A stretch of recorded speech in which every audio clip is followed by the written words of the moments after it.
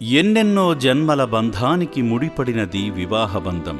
కడదాకా సాగే ఈ అనుబంధంలో కొన్ని సంఘర్షణలకు గురి అయి లావణ్య అనే ఈవిడ 2022 నవంబరులో మతి స్థిమితాన్ని కోల్పోయి ఇంటికి దూరమై పోలీసుల ఆశ్రయంతో అమ్మా నాన్న అనాథ ఆశ్రమానికి చేరింది.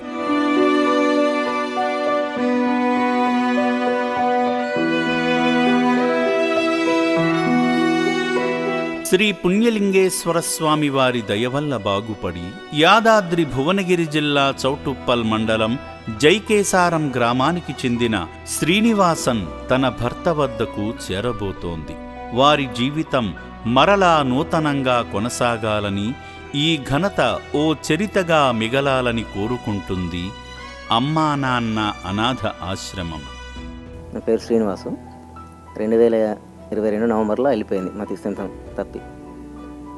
అయితే మళ్ళీ 2023 మార్చిలో పిఎస్ ద్వారా లేచిరు. ఇక్కడ నుండి కాల్ చేసిర్రు, ఇట్లా మా ఊరు గ్రామ పంచాయతీకి చేసిర్రు. చేస్తే వాళ్ళు నాకు ఇన్ఫామ్ చేసిర్రు. చేస్తే ఇప్పుడు తీసుకుపోనీకి వచ్చాను.